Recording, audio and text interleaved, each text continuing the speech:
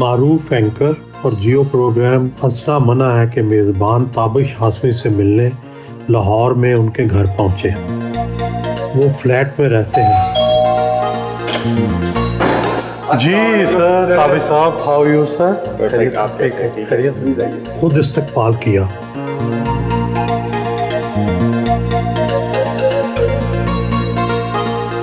पाकिस्तान के सबसे ज़्यादा पढ़े लिखे कॉमेडियन होने का एजाज़ हासिल है। MBA किया, इंजीनियरिंग की और उसके बाद सप्लाई चेन मैनेजर बन गए। ये कब ख्याल आया कि आप कॉमेडी भी कर सकते हैं? सोच थी कि मैं हंसा लेता हूँ। दोस्त मुझे अक्सर बहकाते थे कि तुम्हारे अंदर एक कॉमेडियन बचता है, उसको बाहर निकालो, ये करो वो करो। लेकिन मेरा जो ध्यान था वो था अपने करियर पे।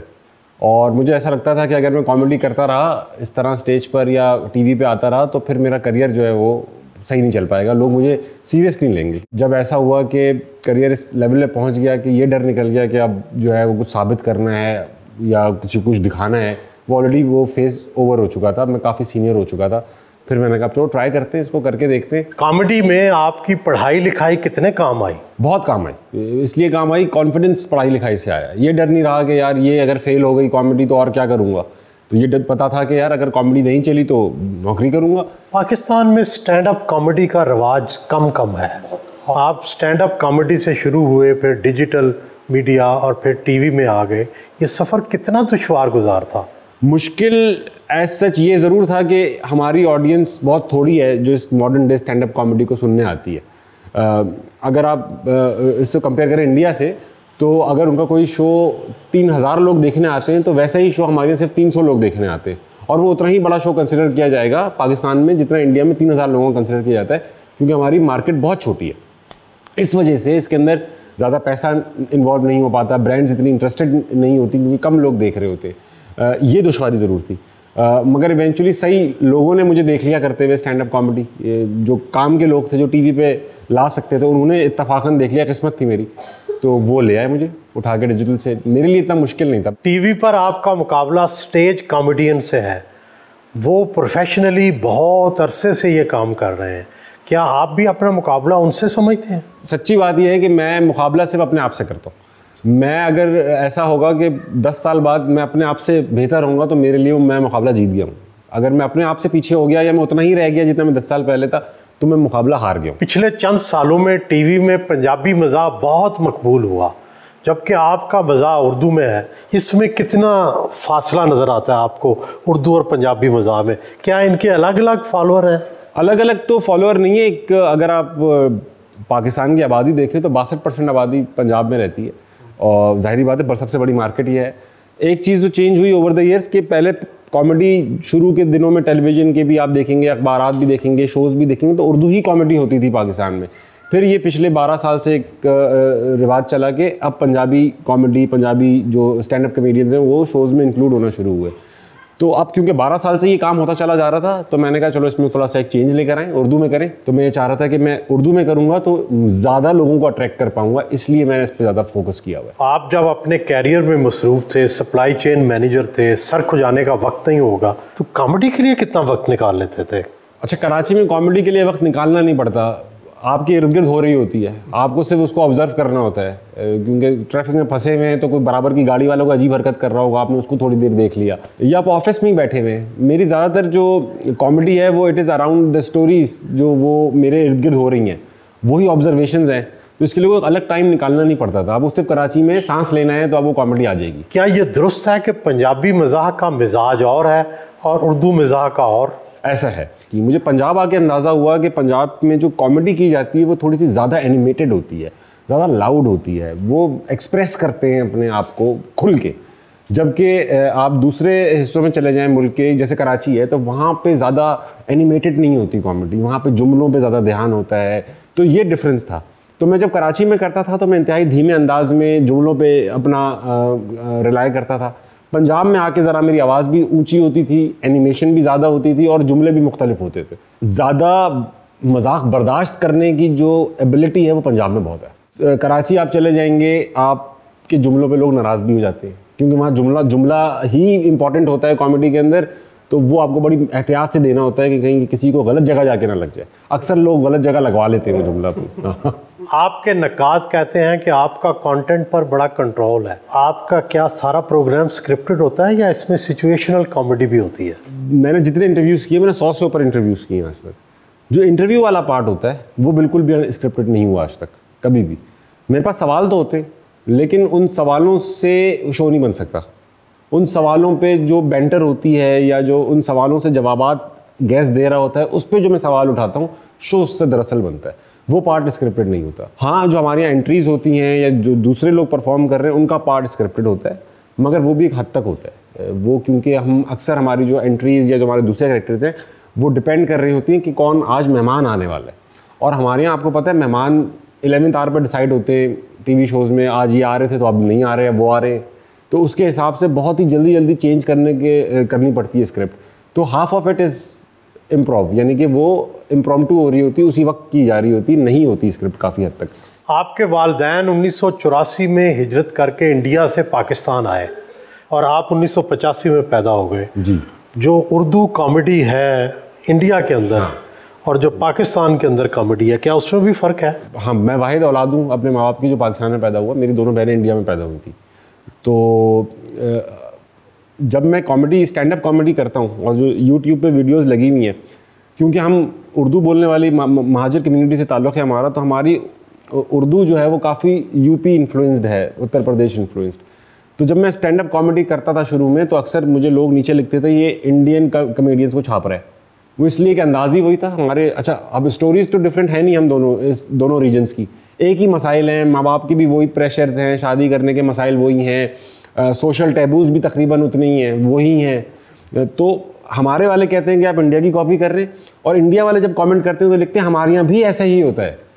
तो इससे अंदाज़ा मुझे ये लगता है कि बहुत कॉमनैलिटीज़ हैं और एक ही तरीके का जो है वो अंदाज़ है टॉपिक्स को देखने का, ऑब्जर्वेशंस एक ही हैं, एक ही मसाइल हैं, तो उन्हीं पे वो भी कर रहे हैं, हम भी उसी पे कॉमेडी करते हैं। आपकी फैमिली को पाकिस्तान आकर एडजस्टमेंट में प्रॉब्लम तो नहीं हुआ? अल्लाह का शुक्र है, कोई स्ट्रगलिंग स्टोरी होनी तो चाहिए वैसे आजकल सोहेल सर, एक स्ट्रगलिंग स्टोरी ना आपके पास होनी चाहिए क्योंकि वो ऐसा बुरा लगता है, लोगों को यकीन ही नहीं आता जब तक आपकी आंखों में 2 आंसू ना उतर आए और ये बताएंगे हमने जी एक चावल के दाने से रेस्टोरेंट स्टार्ट किया था।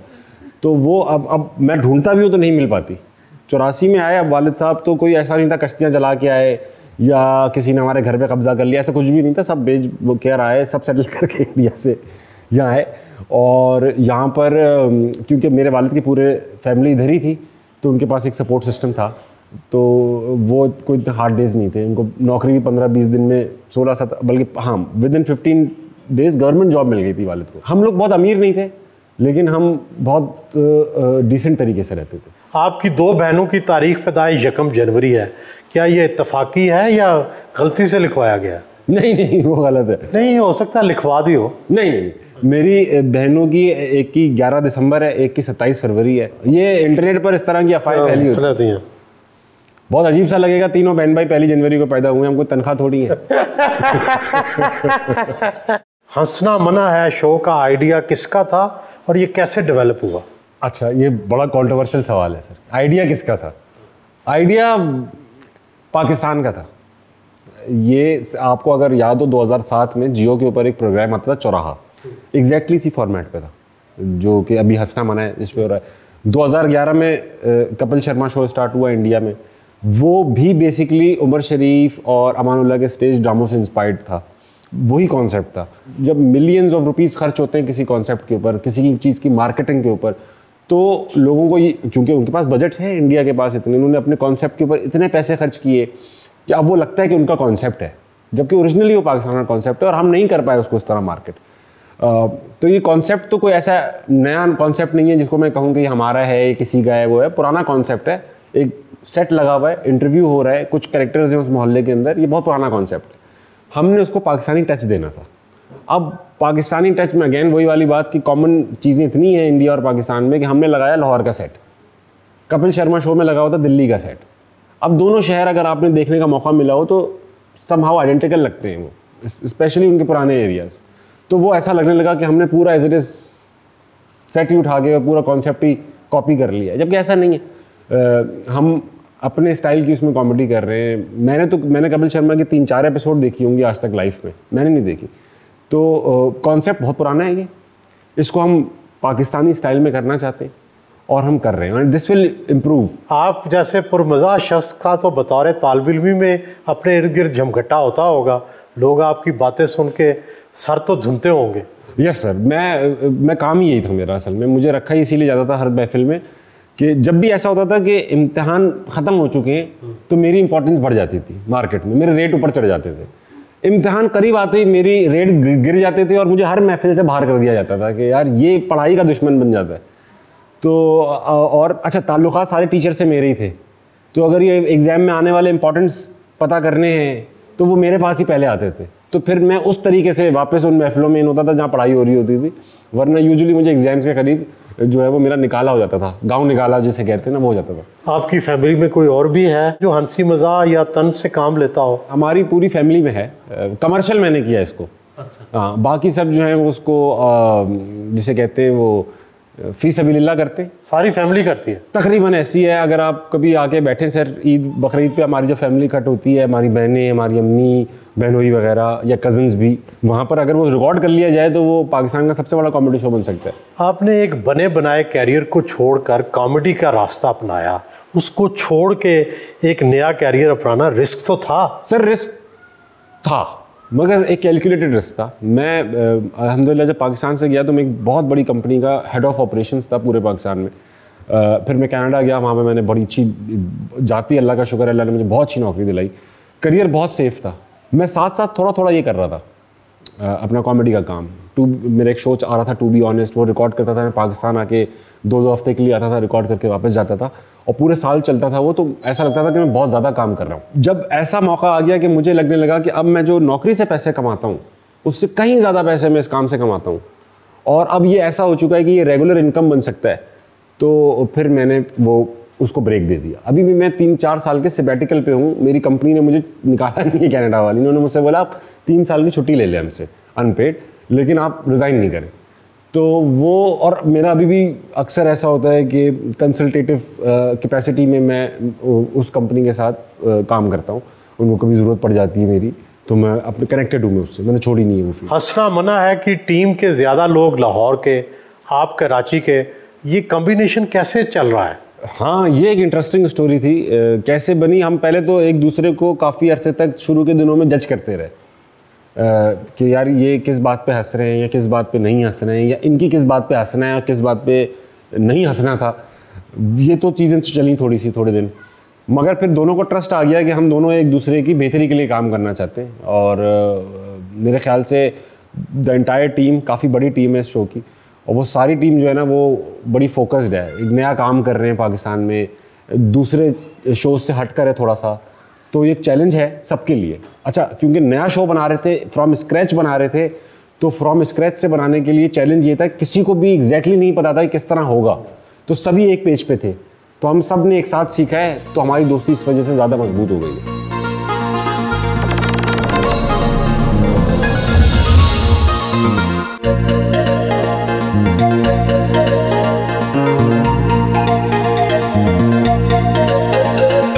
जिम में आए, एक्सरसाइज की,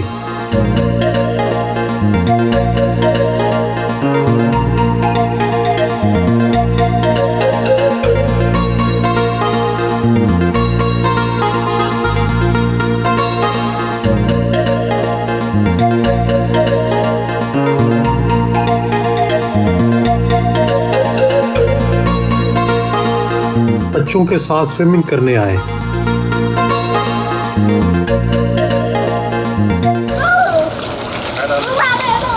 सीधे स्ट्रेच आउट, स्ट्रेच आउट।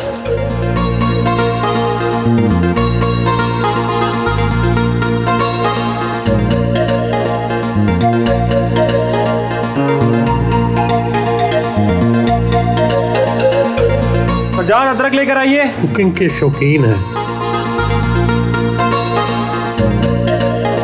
खाने की टेबल भी खुद सजाई,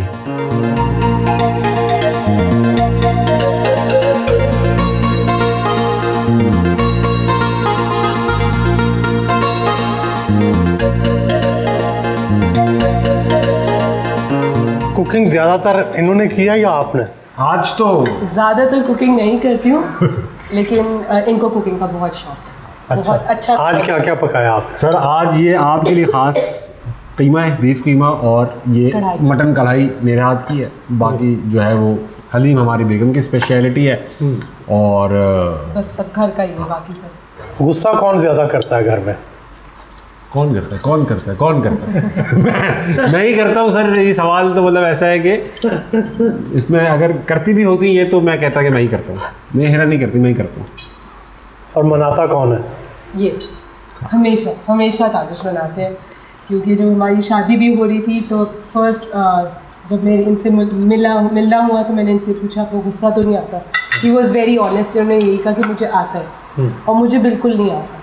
तो इस चीज़ का शायद मैं थोड़ा फ़ायदा उठा लेती हूँ कि मुझे गुस्सा नहीं आता, तो जब मनाना होता है इन्होंने ही मनाना होता है मुझे। शादी को कितना अरसा हो गया? माशाल्लाह हमारी शादी को 10 साल हो गए हैं। माशाल्लाह। हाँ 10 साल हो गए। और लड़ाई कौन करता है? लड़ाई तो हम दोनों करते हैं, तो ये तो ऐसा नेचुरल सा है। लड़ाई तो हम दोनों ही करते हैं, ऐसा नहीं रोज़ नहीं करते, जब मौका मिलता है तो हम करते हैं। जब बहुत दिन से नहीं की होती तो फिर सोचते हैं कि लड़ाई कर लेते हैं, फिर कर लेते हैं। लेकिन किन बातों पे लड़ाई होती है?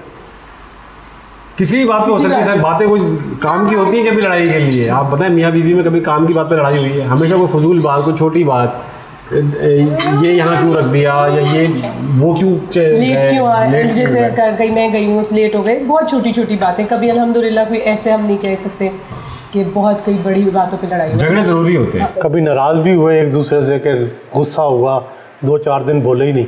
ऐसा होता है कि अभी दोस्तों के साथ बड़ा प्लान बन रहा हो, पता हो कि अब 3 दिन बाद जाना है, तो शायद प्लानिंग के तहत एक लंबा झगड़ा कर लिया जाता है अच्छा।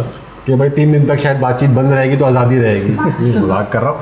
ऐसा है कि होते हैं सर बातचीत, वो हर नेचुरल कपल की तरह 10 साल हो चुके हैं शादी में, तो नाराज़ भी होते हैं। इन्हें कौन सी चीज़ सबसे पसंद है खाने में? खाने में इनको सबसे ज़्यादा निहारी, हाँ। हलीम और कीमा, ये वाली चीज़ें इनको बहुत पसंद है।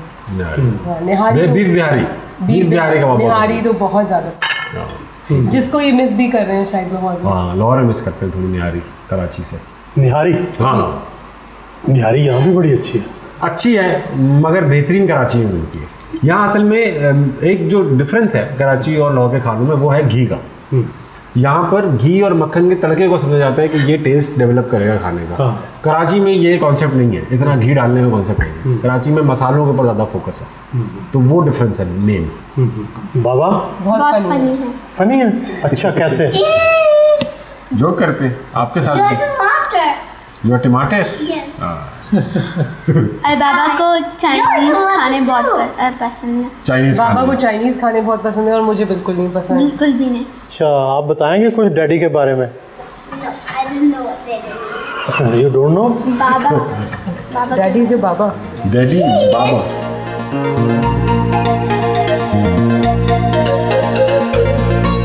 मीटिंग की।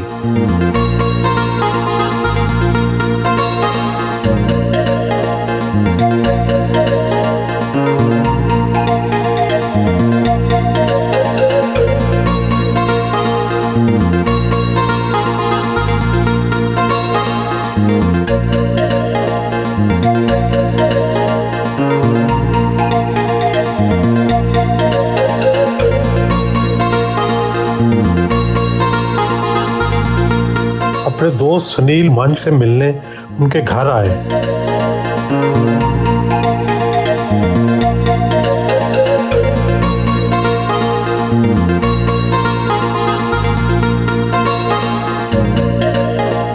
चाय पी और गपशप की।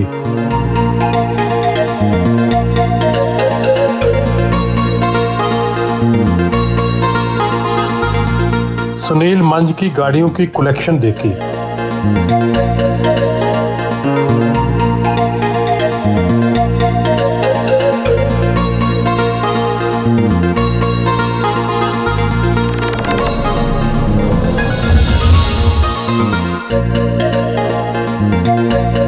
प्रोग्राम हंसना मना है कि रिकॉर्डिंग के लिए स्टूडियो आए। मेकअप रूम में आए।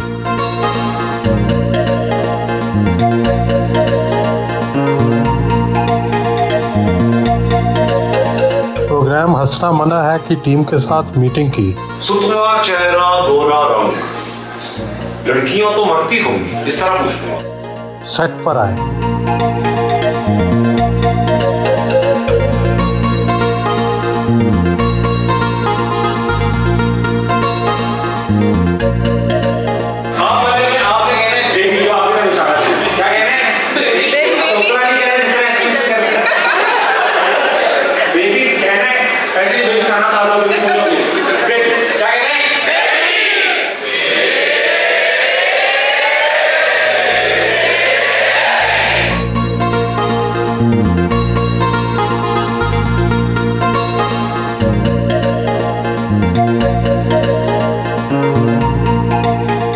हंसना मना है, शो का नाम किसने रखा और कैसे रखा?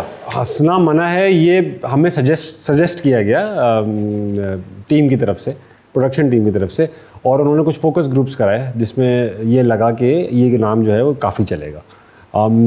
मैं पर्सनली दूसरे नामों की तरफ ज़्यादा रुझान था मेरा, मगर जब पूरी टीम का इत्तेफाक था कि ये नाम ज़्यादा चलेगा तो फिर I had to go by it. कई लोग ताना देते हैं कि आपका कॉमेडी शो भारत के एक कॉमेडी शो की नकल है। इस ताने को आप सीरियसली लेते हैं या नहीं? नहीं, मैं नहीं लेता कि आप देखें ना, आप जियो पे ही एक अरसे तक कामरान खान साहब शो करते थे, आज कामरान खान के साथ, फिर वो शाहजेब खानज़ादा करने लगे, तो शुरू में सब उनको भी ये तनकीद का निशाना देते थे कि यार ये कामरान खान की तरह बनने की कोशिश कर रहे हैं, नहीं बन पाएंगे, ये हो पाएगा, मगर आज वो शो शाहजेब खानज़ादा के नाम से ही जाना जाता है।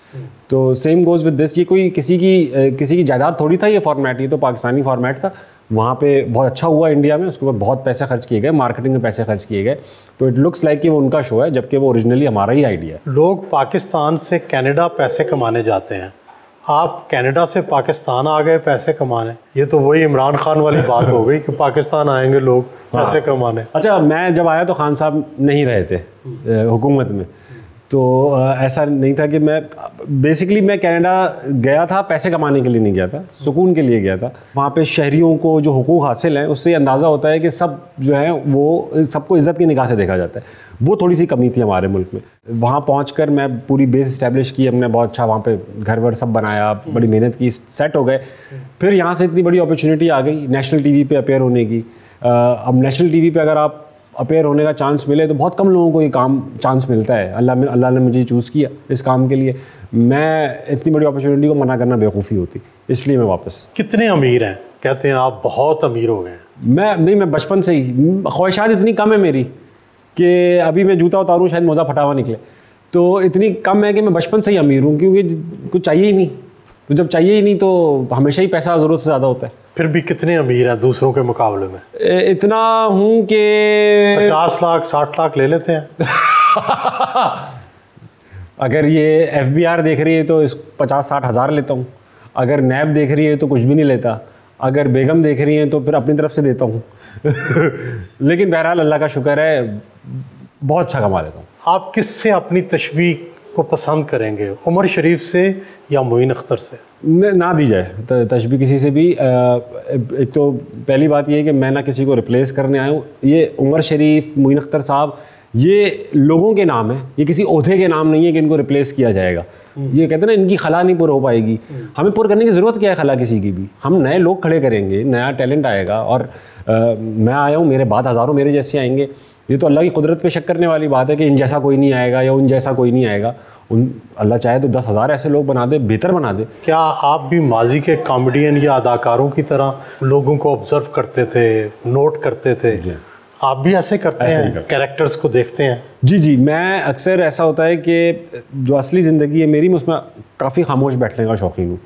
तो मैं अक्सर ऐसी शादियों में अपने माँ बाप के साथ जाता था या रिश्तेदारों के साथ जाता था जहाँ पर मैं किसी को भी नहीं जानता था, तो मैं वहाँ खामोश बैठा लोगों को ऑब्ज़र्व करता रहता था कि लोग क्या बातें करते हैं शादियों में।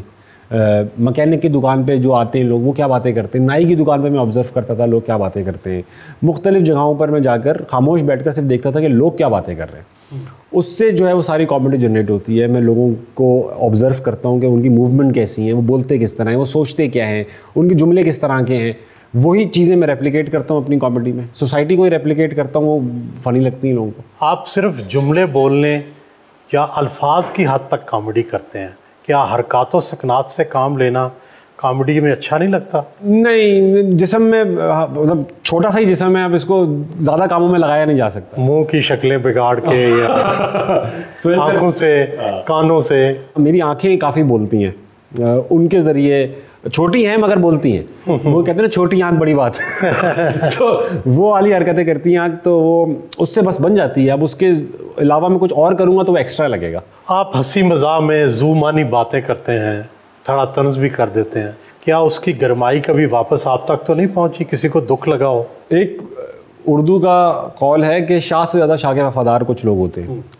मैंने आज 100 से ऊपर इंटरव्यू किए होंगे और कभी ऐसा कोई मौका नहीं आया कि कोई जिसका मैंने मेहमान जिसका इंटरव्यू कर रहा हूँ वो जाते हुए मुझसे गले ना लग के गया हो। ख़वातीन की बात नहीं कर रहा हूँ मैं। अब वो जब एडिट होकर टीवी पे आता है तो कई बार ऐसा होता है कट लगने की वजह से या जो शॉट लगा है उसकी वजह से ऐसा अपेयर होता है कि शायद या तो मैंने उनका जुमला काट दिया या मैंने उनको बोलने नहीं दिया या मैंने कोई ऐसी बात कर दी जो मुझे नहीं करनी चाहिए थी। लेकिन वो जो मेहमान होता है वो कभी नाराज़ नहीं हुए मुझसे। कभी ऐसा नहीं हुआ कि वो मुझसे नाराज़ गए हों, गुस्से में गए हों। वो घर जाते हैं तो कोई उनको बताता है यार उस बंदे ने आपके लिए वो बात की थी, वो ये ऐसा नहीं करना चाहिए था उसको। वो फिर उनको शायद एहसास होता हो, मगर कभी डायरेक्टली मुझे किसी ने ये नहीं कहा कि तुमने मेरे साथ बदतमीज़ी की या आइंदा हम कभी इंटरव्यू देने नहीं आएंगे।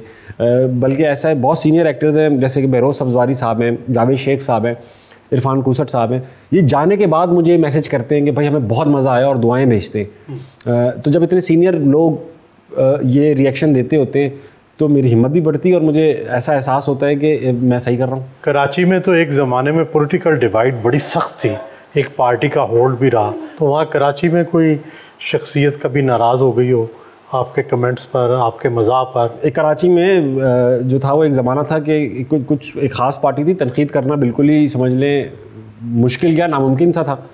मगर मैं ज़माने तालिब इल्मी से ये करता आ रहा हूँ तनकीद, तनकीद क्या हंसी मजाक करता आ रहा हूँ। तो ऐसा हुआ कि हंसी मजाक करने की वजह से कई बार ऐसा हुआ कि मुझे भी उन्होंने साइड पे ले गए, मुझे कोने पे ले गए, लेकिन मारा पीटा नहीं इतना ख़ास। उसके बाद जब उनका भी डाउनफॉल शुरू हो गया तो फिर मैंने भी अपनी पेस बढ़ा दी तनकीद करने की। अब वो नॉर्म बन चुका है, अब ना कोई कुछ छेड़ता है, मुझसे नाराज़ नहीं होते लोग। मुझसे एक बार PSP पाकिस्तान सरजमीन पार्टी मुस्तफ़ा कमाल की वो नाराज़ हुए एक बार, लेकिन उनकी पार्टी ने नाराज़गी के बाद अच्छा रिएक्शन दिया। मतलब ये नहीं करा कि मुझसे बदतमीज़ी की, बल्कि मुझे उनकी पार्टी के कारकुनान ने, हज़ारों लोगों ने SMS किए और साफ़ सुथरे SMS किए। मैंने सिर्फ तनकीद ये कर दी थी कि पार्टी बहुत छोटी है, तो हज़ारों कारकुनों ने मैसेज किए कि मैं हूँ, मेरा नाम ये है और मैं इस पार्टी का मेंबर हूँ, ये दिखाने के लिए कि उनकी स्ट्रेंथ काफ़ी है। हमारी स्टेज कॉमेडी में बहुत वल्गैरिटी है, आप उन्हें क्या समझाएंगे? मिलता जुलता ही शोबा है आप। मिलता ही जुलता शोबा, मैं कुछ एडवाइस नहीं करूँगा। देखिए मैं एडवाइस करने वाला कौन हूँ? अगर उनकी मार्केट है, लोग उन्हें देखने जा रहे हैं और अगर थोड़े रह गए हैं, हाँ, जाते हैं, फैमिलीज कम जाती हैं। फैमिलीज तो अब नहीं जाती। मैं अभी इत्तफाकन लाहौर में गया, भरा हुआ था खचाखच, और ज़ाहिर बात ज़ूमानी भी नहीं थे वो जुमले, वल्गर ही थे अगर कहे जाएंगे तो। लेकिन तब भी लोग देख रहे हैं, वो भर रहे हैं हॉल, उनके हफ्ते में 5-5 शोज़ चल रहे हैं, उसके अंदर डांस भी हैं, ज़ूमानी जुमले भी हैं, गंदी बात भी है।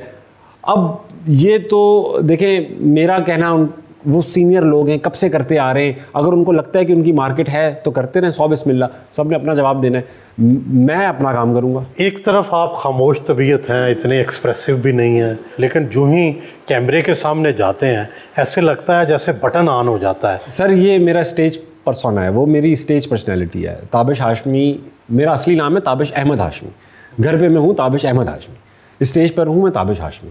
ताबिश हाशमी ताबिश अहमद हाशमी से कदरें मुख्तलिफ है।